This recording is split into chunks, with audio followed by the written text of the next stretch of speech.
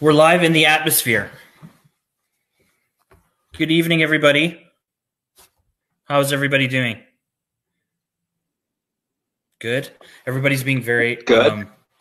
obedient, and they've all muted their mics when I'm talking. It's perfect. We're live in the atmosphere. Oh, I got feedback. That was not home. Did anybody hear me do the feedback? Anyway. Okay, well, it's 6:30. I'm giving people a chance to log on, giving people a chance to get comfortable. Today, we are having our virtual readings with the finalists for the Howard O'Hagan Short Story Prize for the Alberta Literary Awards. And we have Allie Brian, and we have Tyler Hein, and we have Joelle Tymchuk. And they're going to read their stories for you very, very shortly. So, why don't we start with Allie? And everybody else can do a mute. And then I'll introduce Allie. Where's your little bio there? Okay. Allie Brian is a novelist and creative nonfiction writer based in Calgary. Her first novel, Roost, won the George Bunier Award for Fiction and was the official selection of One Book Nova Scotia. Her second novel, The Figs, was released in 2018 and was a finalist for the Stephen Leacock Memorial Medal for Humor. She's twice longlisted for the CBC Canada Writes Creative Nonfiction Prize and twice shortlisted for the John White Memorial Essay Award. She is a Lieutenant Governor of Alberta Arts Emerging Artist recipient. Her debut YA novel, The Hill, will be released in fall of 2020. So, Allie, there's lots of novels in your list of accomplishments, and now you have a short story. So, do you write a lot of short stories? No, this was actually sort of the first real short story that I've written, which is just because I find it an incredibly challenging form. I've always admired short story writers because when I approach a novel, I give myself lots of space to sort of see what happens. And of course, with the short story form, you don't really have that space. So I challenged myself actually to write this last year just to kind of, because I'd been writing so many longer projects, I thought, oh, try a short story. So, and this is what came out of that challenge. So how did so the story is called, is it The Big Man in Cargo Shorts? Yep. And where did this idea come about? How did it come to you? My kids used to go to a pretty challenging school. It had a lot of socioeconomic issues, and I volunteered for a number of field trips over the years. And these were sort of some of the kids that were, my children's classmates. And I remembered sitting on the back of the bus one day en route to a field trip somewhere, and I overheard a conversation in the back of the bus, not about a big man in cargo shorts, but I remember clearly a boy saying, I think it was his grandmother says, my father acts that way because he didn't get a lot of hugs when he was little. And I was just kind of gutted by this sort of admission, this vulnerability of this kid, and really all those kids. And so really this story, though it's about a big man in cargo shorts, it's really a story of resilience and how kids are sort of coping with the foibles and the challenges of their parents. So that's kind of a little bit of the origin story. And so are you going to write more short stories? Is there a short story collection coming next? No, I don't think so. So you should enjoy these while we get them. I actually had to, and this is no lie, I had to Google how to write a short story when I sat down to attempt writing this. That's how much this form eluded me over the years. So I did enjoy it. Once I sort of knew what I was doing with it, I really enjoyed, in particular, using dialogue as the way to sort of convey this story. So never say never, but I'm cranking away through another novel right now. But I think short forms are always fun to come back to in the midst of a longer project. So we'll see. Yeah, perfect.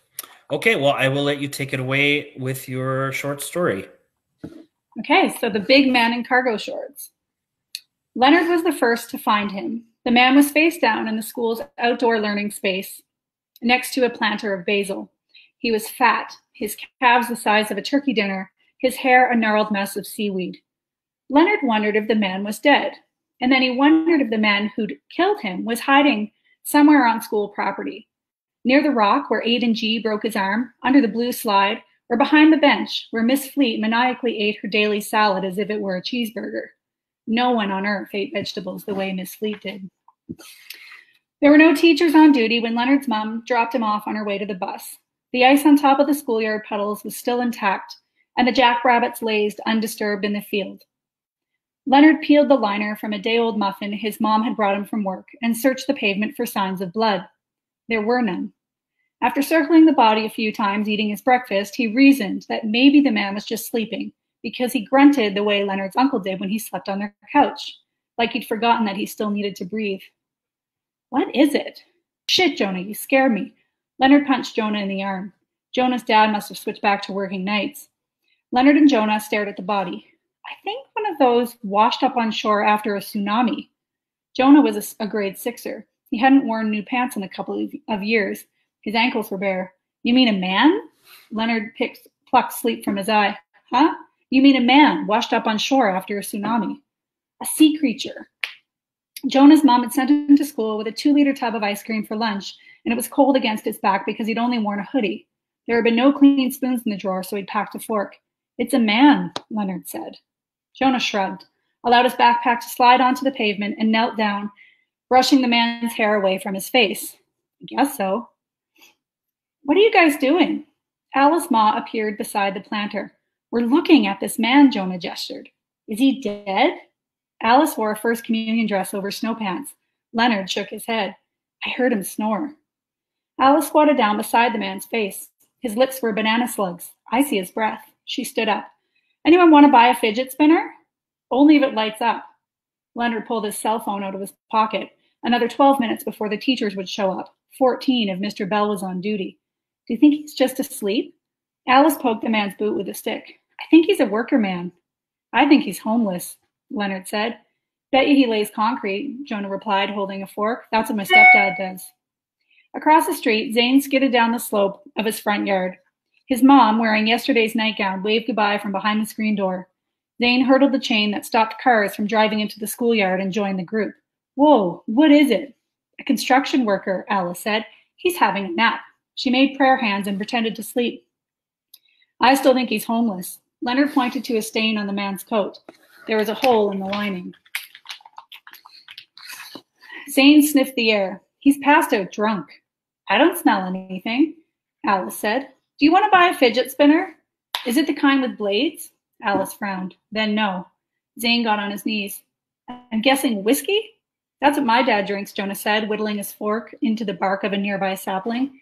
My mom drinks wine, Alice offered, but only the white kind because the red kind stains her lips. My dad's not allowed to drink, Leonard said.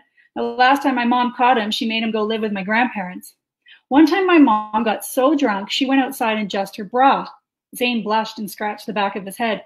The cops had to bring her home. Your mom got arrested? Jonah sat cross-legged near the man's body. Do you think he's cold? He touched the man's wrist. He feels cold. I have extra mittens in my backpack. Alice pushed her glasses on her face and rummaged through her bag. Fidget spinners, she said, setting down half a dozen down on the ground. And mittens. She waved them in the air, victory flags. They were black and decorated with emojis. Help me put them on him. Zane reached for one. One time we had to put gloves on my dog because it was too cold and he wouldn't go outside to use the bathroom. I wish I had a dog, Leonard sighed. My dad said we'd get one if my mom and him got back together. Alice fitted a mitten over the man's fingers, his thumb exposed as though it was hitchhiking. My mom's allergic to dogs. The man lifted his head. There was a ribbon of dried blood on his cheek. He made a sound like an excavator, and then his whole body heaved. I think he's going to puke. Jonah stepped back. Leonard took off his jacket. We've got to move him onto his side. Help me. Why not his back? Alice inquired. Because he'll choke on his barf. Zane took the man's shoulders, Leonard his hips, Jonah his legs. They rolled the man away so he rested on his side. I'll get him a pillow, Alice called, disappearing into the playground equipment. She returned with a scarf. lifted the man's head, and shoved it underneath. There. You think he's thirsty? Jonah asked. I have a juice box. No way. No juice. Trust me. My mom says only water. She'll drink like a whole bottle. Anyone got water? Jonah emptied the contents of his backpack on the ground. You have ice cream? Alice rose up onto her tiptoes. What kind is it? Neapolitan.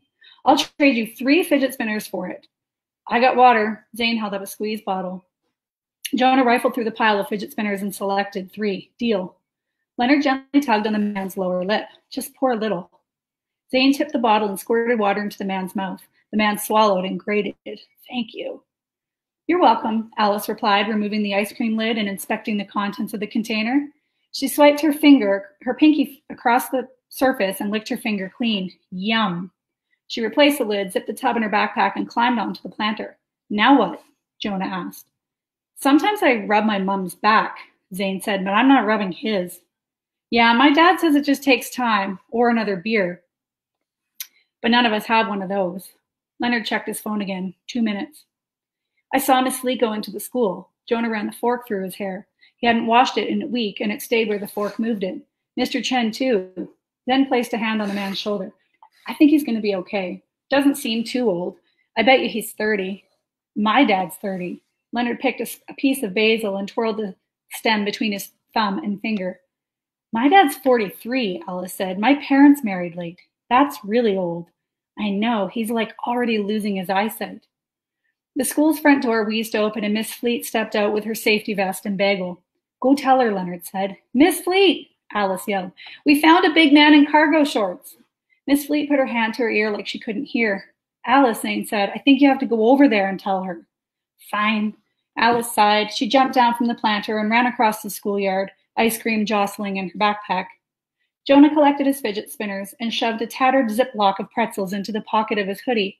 He threw his fork into the street and wandered over to a group of grade 4s hanging off a goalpost. Want to come to my house after school? Zane asked Leonard, looked at Leonard. I have to babysit my sister, Leonard replied. Zane's mom hollered from across the street. You forgot your lunch. Miss Fleet was now charging across the schoolyard. Leonard noticed the man's socks were crumpled into his boots. He pulled them up, one at a time, to cover him.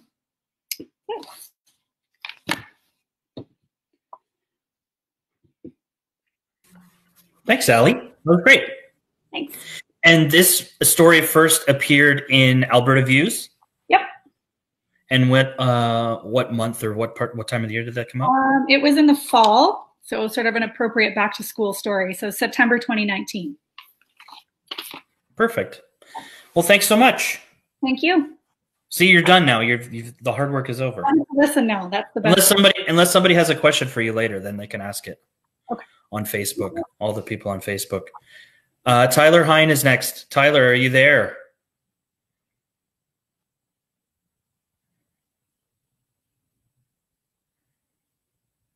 Hi. Hi, Tyler. Hi. I forgot to mention to everybody that my name is Jason Norman, and I work at the Writers Guild of Alberta. I wore my name tag. So, Tyler, how are you today? I'm all right. How are you, Jason Norman, who works at the Writers Guild of Alberta? I'm good. It's good to see you. So, your short story, Don't Finish, where did this idea come to you? Well, I guess what I first wanted to get to was to get to an idea of when you need to get over someone by finding something new, something else you're passionate in. And I just thought, what is the weirdest way I can get that across? So I came up with this. And you did a great job. So I will let you go ahead right now and read your story, Don't Finish, and I'll see you on the other side. Sounds good. This is Don't Finish. I hope you like it. I've never understood why boys finish into socks. I can only guess the reason it became accepted practice. Socks are usually available in a teenager's bedroom. They're softer than napkins, and better for the environment, too. I never tried, and perhaps I missed out on something seminal. Perhaps I feel myself soften and refocus on the task in hand. I close my eyes and think of Emma, fresh out of the shower, her shoulder gently pressed against the door frame, long blonde hair still wet as she lets her towel fall to the floor. I think of Emma outstretched, grasping the edge of the mattress to match my thrusts. I think of Emma out of breath as she straddles me, pins my arms, and takes control. I think of Emma out of obligation. I need to keep my ears sharp for the sound of the door so I can stop at a moment's notice, because I fear someone will enter and hear a distinctive sound.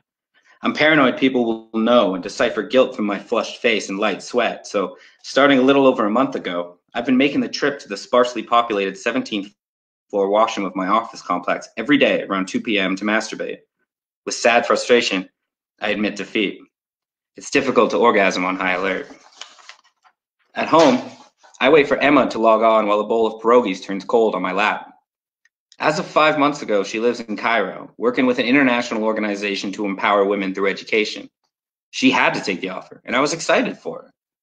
We didn't end things, nor did we have much of a conversation about us. We knew her leaving was coming, and then it went. Sometimes our schedules overlap for an hour or two, but due to the time difference, typically I get her messages in the morning, she gets my reply at night. Should I say again how much I miss her and try to rearrange the words to make the thought sound new? Or is it a reassurance to hear the same words? Do I tell her I used her for inspiration in the washroom today? Is that complimentary? Should I just talk about my day like I used to when I came home? How many romantic daily letters shared by couples separated by circumstance are completely banal? Darling, my love, I yearn for you, and the roof is leaking. Darling, my love, still yearning, still leaking. Darling, see previous letter. Distance supposedly makes the heart grow fonder, but I'm not sure. Lately, I worry if distance weakens, and that the heart is forgetful. When Emma appears online, I start by saying I miss her. She misses me too. She uses an enthusiastic number of exclamation points when I say I've been thinking of visiting. She asks if I'm eating well, and if I'm still having trouble sleeping. Am I still burning through sick days? Emma keeps me updated with photos of the work she does and the trips she takes around Europe and parts of Africa. It seems every weekend she's in a place I need to Google to even know where she is. Lately, our conversations have grown more distant. I react to what she says, but I never feel like I'm a part of the world within her conversation. I linger behind. She says I need to get out more.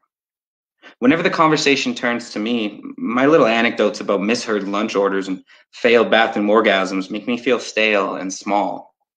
If staying young is an abundance of new experiences, then I've aged 10 years in the months since Emma left, while she hasn't felt the passing of a single day. Does everyone else know what their kinks are? Was someone supposed to tell me mine? Or am I left to hopefully stumble into what turns my dial all the way up? I scroll through stories on my phone and wait for something to send a shiver through me. Dozens of stories about hot moms and loving wives, seductive teachers and precocious students, bondage, romance, lesbian, straight, excited, reluctant, solo, and group, and still, not one here is the thing for me. When there's so much sex, but nothing feels welcoming, it can't help but seem like I'm the wallflower who arrived late to an orgy, when all the good spots are taken. I hear the bathroom door open and quickly stop scrolling, instantly guilty and insecure. Someone enters the stall to my right. I hear him settle into his seat and pull down his pants. We sit in the weighty, agonizing silence reserved for public washrooms. After a minute of quiet, I hear a unique but familiar sound. The rustle of fabric, the friction of skin, a change in the cadence of his breathing. I don't dare move as though I had come face to face with a wild animal. It doesn't take long to confirm what I knew instantly. Similar to how the courts define pornography, I know the sound of masturbation when I hear it. Rooted in place, scared to bring attention to my own existence, I listen to the stranger beside me touch himself, either unknown or uncaring of my presence, 5 feet away, scantly separated by a partition. I want to laugh at the audacity of the man, but something stops me. It's like a wave. Below the barrier, I can see his legs straighten and shift. His shoes are brown suede. A tingle begins at the base of my neck. My skin flushes and warms. Does he know I'm here? He must. I lean closer and hear him exhale, barely audible. A slow, dull pulse travels down my spine to my hips. A pleasurable ache forces my hand to close my eyes. In the parking lot of a strip mall after a night out, Emma stumbled drunk off sangria, dragging me to the back seat. She's biting her lip. Her tongue is cold, and she moans into my mouth. A small yeah escapes the stall beside me. I try to mimic it, to announce connection, but it catches in my throat. My calves tighten. Imagine someone in the stall with me, hands mauling my body, craving me, pulling me closer. I need my leg, my other palm gripping and pumping with a desperate, mad conviction. The stranger beside me lets out a low grunt. I know the feeling.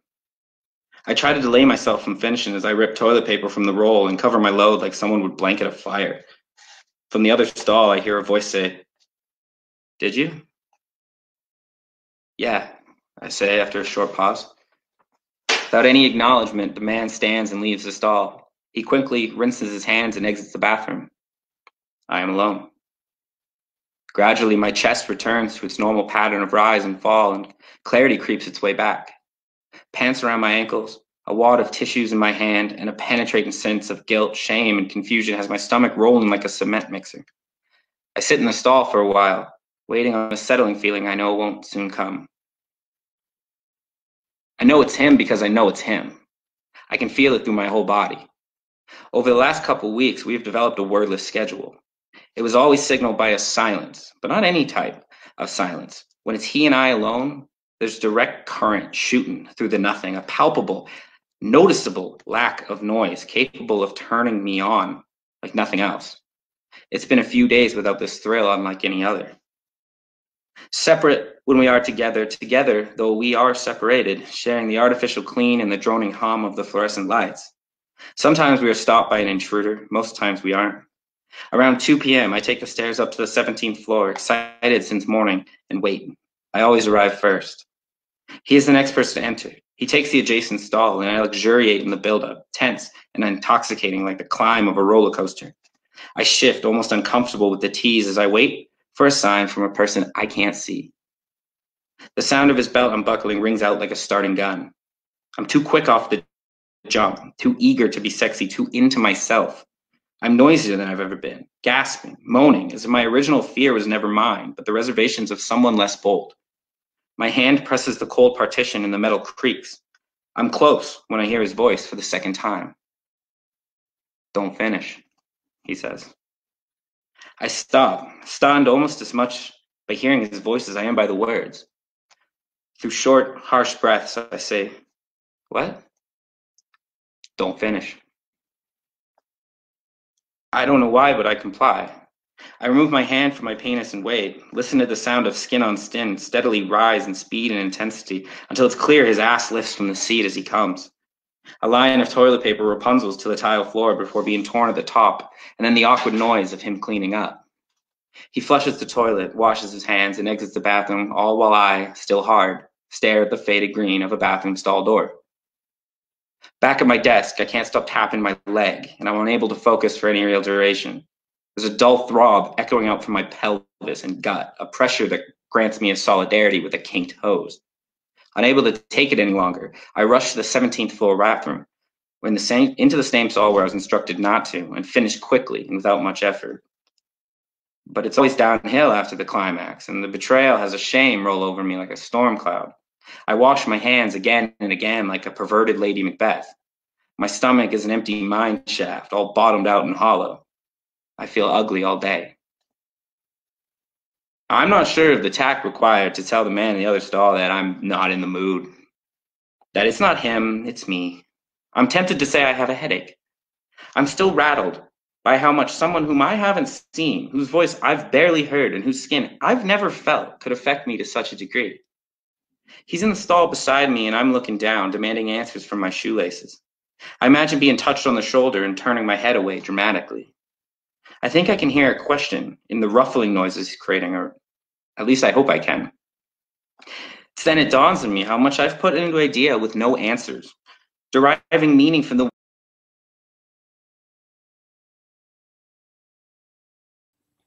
So, hi everybody. We lost video right in the middle of Tyler's story, which is super unprofessional, and I'm sorry about that. I don't know what to say. I wish it didn't happen. And so we're going to try to get Tyler to pick up sort of where he left off. hopefully people find this feed again.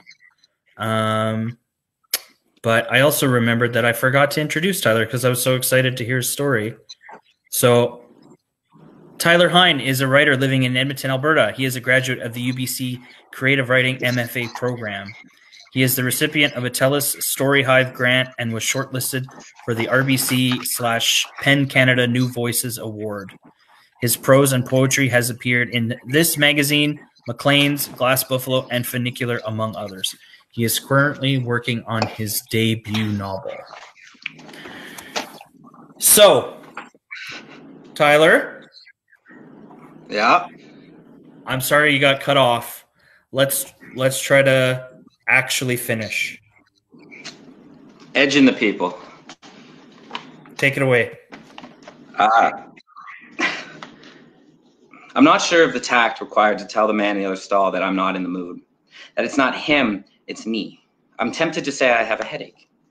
I'm still rattled by how much someone whom I haven't seen, whose voice I've barely heard, and whose skin I've never felt could affect me to such a degree. He's in the stall beside me, and I'm looking down, demanding answers from my shoelaces. I imagine being touched on the shoulders and turning my head away dramatically. I think I can hear a question in the ruffling noises he's creating, or at least I hope I can. And that's when it dawns on me how much I've put into an idea with no answers, deriving meaning from the weight I extract from the stillness of the air between two bathroom stalls. Who are you? I say. He stops, and I can tell he's holding his breath. I lean my head back and force air out. What are we doing? There's a noisy rattle as he hurries to pull up his pants. I slam my fist against the partition. Come on! He fumbles with the lock on the stall door. Say something. Please. Before he can leave the washroom, the door opens and someone enters, and in a cheery, business casual voice says, Hey, Morgan! Glad I ran into you. Are you heading to the BPAC meeting tomorrow? He doesn't get a verbal response. My heart does parkour up to my throat. Morgan. His name is Morgan. Back at my desk, I search Morgan in the company directory. There's only one male Morgan. The profile doesn't have a photo, but he works on the 15th floor. I don't hesitate. I immediately make my way up the stairs to his department. I want answers as to what this is and what this means and what this is supposed to say about me. I need resolution. I march through the rows of cubicles, scanning the names written on gold nameplates like a hawk, while people in swivel chairs and hands-free headsets stare at spreadsheets, oblivious to the manhunt occurring in their area. 3/4 of the way around the floor, fourth in a line of 5, near the window, I see Morgan for the first time. His head is burrowed in a thick contract as he makes small marks in red pens down along the sheets. He's older than me by maybe 20 years, and gray flecks the brown hair near his temple. He's clean-shaven. No hint of shadow. His shirt is white with thin, vertical blue stripes leading to a starched collar, no tie. His shoes are brown suede. I watch him as though he's not real, a character in a movie I thought I remembered better than I actually did. He pauses and stares at the window, and my eyes follow the path of his. He turns to me and jumps, startled by my presence. Whoa, it snuck up on me. Morgan. That's me, he says and extends a hand. A simple gold wedding band wraps around one of his thick fingers. He spots me fixating on it and subconsciously rubs it with his other hand when he withdraws his greeting. Is there anything I can do for you? I don't know. We're not going to get very far then, are we? He studies me with an eyebrow raised, and I can tell we're both wondering why I've come to his desk with nothing to say. I just had to know what you look like. The color drains from his face in real time. He shakes his head and his eyes are wide and fearful. His mouth opens and closes, but no sound comes out. I screw my head down on my shoulders and play small and pose no threat, but he shies further away with each minute move I make. I want to say so many words that he doesn't want to hear. The small steps between us as wide as the Atlantic Ocean. Nothing separates like wanting the connection, and in doing so, I've ruined something beautiful. I'm sorry, is all I managed to squeak out before turning and leaving with my head down. I'm alone, again, sitting with my chin in the palm of my hand. My elbow leans against my leg for support. My pants are around my ankles, in the stall of the 17th floor men's washroom. When I think of Morgan, I tell myself I'm proud, but pride and shame are each sides of the same line, and as the time passed, I've been casually collapsing beneath the weight of realization. It's not about the journey or the destination. If it were, a road trip would be fun there and back, instead of only the way there. It's all about arriving somewhere new. It's been nearly a year since Emma left. I try to think of her, but I've forgotten the subtleties in her voice and the nuances in her expressions. I hold to fixed images grabbed from more vivid memories, and a tranquil feeling settles over me like a lightly falling snow. The bathroom door swings open and drags me to the present. Slow footsteps plant and lift from the tile floor with small suction noises. To feign having a reason for being here, I stare forward and find patterns in the scratches on the surface of the stall door. After a few minutes without sound, my body perks up. The nothing continues and my heart races. I look toward the partition with hopeful eyes. Not one sound. I can feel an energy. There's an excitement that skims along the static only two of us can hear. The tender invitation of total silence. Thanks. Thanks, buddy. Sorry about the technical difficulties. That was really frustrating. I'm sorry that happened in the middle of your story.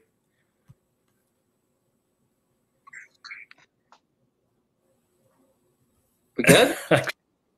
Yeah, we're good. You may now go. You'll hear about this later, Jason. I know I will. I'm never going to hear the end of it. Thanks, Tyler. That was fantastic. Joelle, are you there? Save me from Tyler. Perfect. I'm here. Hello. I will read out. So your story is called Firstborn. Is that correct? Lastborn. Lastborn. And it was published in the Fiddlehead? Yep. And I'll just introduce you here. Joelle Tymchuk grew up all over Alberta in small towns and big cities and now lives near Edmonton, where she teaches junior high English language arts and Japanese as a second language. She enjoys her story infusions via novels and Netflix, comics, and cereal boxes. Joelle, tell me where you got the idea for this, or how this story came about. I think, like most of my short stories, there's always a little tiny piece of it that I pull from somewhere else in my life. And so this one was a friend of mine who used to go to Japanese school after class. So it was like a school after school. And that kind of idea kind of stuck with me. And it developed into a story that pulled from all over history and my own experiences. And yeah, there's always just one little tiny thing that just grows into a story. Very cool. Okay, well, I will let you take it away. Here is your story, Lastborn, right? Lastborn. Perfect. Take it away. Lastborn. His fingers stayed the same. Those fingers taught me the knife, and for the first 14 years of my life, I watched them in envy. Now they're all I can remember, flashing fluidly through the empty space in my head filled with him, my last dissolving memories of the world before the fall. Days of my youth, when there was no Japanese school after school, should have been an open season. A free-range world of limitless possibility, by now conflated to epic tales of childhood wonder. Instead, I would climb off the transit bus a block from the shop and wander, aimlessly as I could, toward the far end of my sushi counter, my private throne away from home. I spent far more days alone at that counter than I ever did in the basement of the Baptist church, memorizing kanji and keigo polite verb forms. But in the replay of those cramped and curtailed childhood days, that class after classes looms largest. On my sushi counter stool, I could create for myself a tiny kingdom of scattered loose leaf and textbooks I never read, encroaching on the surrounding seats so that no one sat beside me. After school, I was packed in, sushizume, with 15 other depressed after students in an overheated hole with a 6-foot ceiling and a gummy mildew smell. At Jap class, I had to put up with Tachibana sensei's recycled pedagogy imported from the country wilds of the old country, complete with stinging ruler and hundreds upon hundreds of punitive passages copied onto a creaking blackboard on wheels that was young when BC was still a colony in the wilderness. At the sushi counter, I got to wander away down by the river with my friends, if only in my head. And there was always my brother, waiting to talk to me, really talk, his eyes barely on the fish which wriggled and darted through his fingers as if they still lived. Grandmother was always a harrying presence just beyond the curtain to the kitchen, one hand expertly flipping tempura out of the fryer onto extra absorbent bounty sheets, the other wagging in my direction, admonishing me to study hard, study often, speak English, speak Japanese, be pious, be good. As a Confucian Japanese, she was unique, but then she'd grown up Sushizume in a tar paper shack in Mountain Shadow, and as a young woman was hijacked from the foreign coast she'd landed on. Her photograph had preceded her. She trailed it like a shadow into the arms of a man she'd never met, the father of her children. One more picture bride among hundreds. Our father used to say she forgot how to be truly Japanese. Grandpa never left the camps.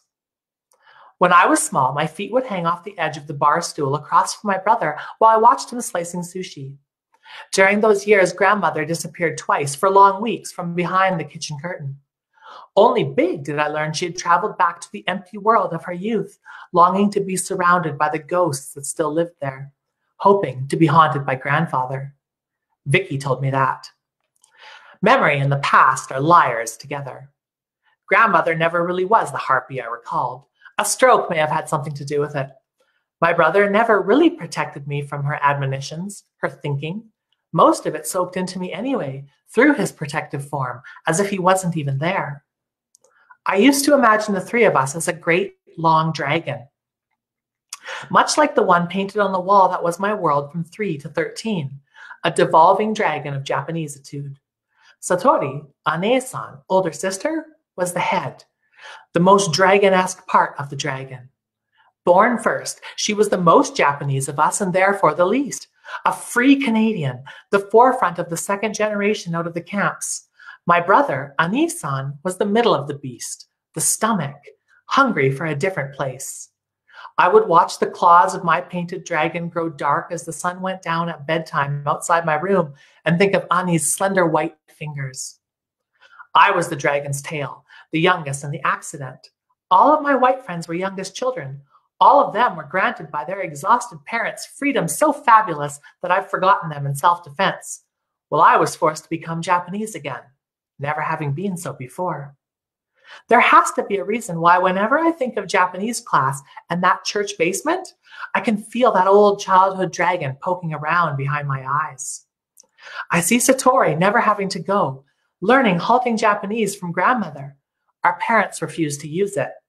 Going out with white boys, learning to drive, going to university, never ever having the shop hanging overhead like a pterodactyl and plunge. Let the third geners run, let them go wild, let them be white and free and never have to fear the camps and the cold and the hazy samurai dreams of our ancestors that almost got us all killed. The parents would say, and the grandparents agreed, already having forgotten who they'd been. Ane-san worked every day, victim and prisoner of the shop, crazy and wild with his muscle car and muscle friends, unbound from tradition but bound to responsibility, the family's lifeblood, that sushi counter and flashing knife. They're both the same, you see, Vicky says. One's the other and the other's the one. Tradition, duty, family, responsibility, the old country, the new, all the same. Ani never spoke a word of Japanese.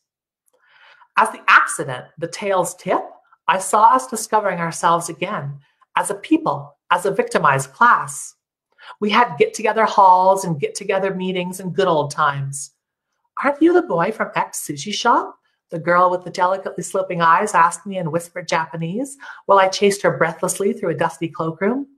I don't speak Japanese, I told her. My parents saw to fix that. One of us had to be proud of something. The dragon was patchwork perfection. Ane-san blissfully drifting, never required to come down. Ane-san filleting fish and slicing sushi, wearing his mantle of honored first son like a 1,000-pound sword, slowly dragging him to the bottom of the sea. Well, I was the only one who could feel myself dribbling apart and congealing together, 3 different worlds bubbling under my skin, creating me. Whatever I was becoming, whatever I had become, I would look in the mirror on my 30th birthday in the year Oscar Peterson died and spit on my face. Vicky wasn't talking to me, or I wasn't talking to her. Something old and crooked and unforgivable had crawled up inside me and shut her out. And I realized that I wasn't a new Canadian, a new Japanese, a new anything. I'd learned nothing. I was never the only one changing. Vicky, like the pen? My mother asked. Japanese has no V's. My parents said they'd stopped speaking to him because he'd abandoned his responsibility to the shop and to the family by the wave of that desertion. Privately, my mother claimed it was because he'd just given up on the family, on being who he was. Now I was pressed into the mold of the shape Annie left behind him like a cutout in space behind the sushi counter. My father revealed the first time he took me golfing, it had always been his and Annie's together time, that he had stopped talking to him because he'd absconded with all the money they'd set aside for university. Where was this magical university supposed to be? What was it like? Unless it could be fit into the shop, his change didn't stretch far enough to get there, Vicky proclaimed in one of her moods. It was easy to lose track of how many real reasons everyone had to shut him out. All of them whispered in confidence to replace older whispered confidences. Worse, it was easy to believe them all, or at least feel them as truths, valid and real. BV, before Vicky, Annie came to me. He'd already left the shop a few weeks before, simply hung up his apron and slotted the unwashed fish knife in the knife block and walked out, 2 unfilled roll orders on chits pinned to the glass. I lacked his fine-boned features, his jovial "Irashai, welcome" shouted at customers, and I was growing a dodgy goatee that made me look like a serial killer. But I was unceremoniously promoted to his spot as sushi chef. There was little actual chefing involved. I was 15 and Bill Clinton was still president. Memories of being a 15-year-old are an unsteady sea receding in a tide of hormones, angst, and stultifying stupidity. Now, I'm pretty sure that he came to me that last time for support, for love maybe. It was time for the tail to hold up the middle. As I opened my lips and the voices of my parents, grandmother, the community came out, I didn't yet know that everything I thought I knew at 18, but I knew enough to know that my brother had made a mistake in marking me as an ally. I was Japanese, Canadian, white inside of me. I'd carved out my hatreds early. He had never needed to cram next to Julia Okayama, who gave off a weirdness I could never place, or practice formal greetings with Gen Hiyashi, whose breath smelled like sour bubble gum, with Tachibana-sensei prowling behind our backs like an efreet. The dragon had many crosses to bear as it sailed across my wall unendingly. Ane-san Satori had to try every day to be as un-Japanese as one born Canadian could be. Ani had the shop as his curse, and I had all the tasks like Japanese school involved with being as Canadian Japanese as one born so could be. With his abdication, he was free to live his real life, while I inherited his duties to keep us aloft. 15 years later, all of my grandparents' dutiful devotion, my parents' narrow view of family, my own intolerance of others' lived lives, those whom I believe never had a dragon to pilot through the deepening dark, glowered back at me with my own spittle meandering down the mirror. I scratched the back of my neck, unwilling to face my own eyes, shallow, roomy blots that they were. A patina of dry white flakes chipped off under my nails. Ani-san's leaving thrust me into his shoes when I should have been snuffling out my own paths, dictating to my varied parts and pieces who I was, what I wanted. His leaving hadn't made me stay behind the counter, though. That had been me all along. For the first time, the ossifying old man in the mirror understood what strength Annie had shown, had needed. I felt dizzy, like I'd spent the whole day flying around in circles high above the house. I resolved to call Vicky. I didn't know whose number this was when he called, she says. Koreans bought the shop. They signed the deed with fish still in the sushi counter, the same misty fog still condensed on the display glass I'd watched Annie's fingers flash behind from 4 to 14. Do you ever remember a time when you didn't know who you were? I asked Vicky. We'll wait for slightly flighty Satori another few minutes before texting her. Sorry, have to catch up another time. We're never unkind. Ane-san is Ane-san. Always was. I always knew who I was, Vicky explains. That's why I left. For me. To become me. I nod like I understand. Her fingers wrap around her paper coffee cup in an elaborate tangle, those same slender white fingers.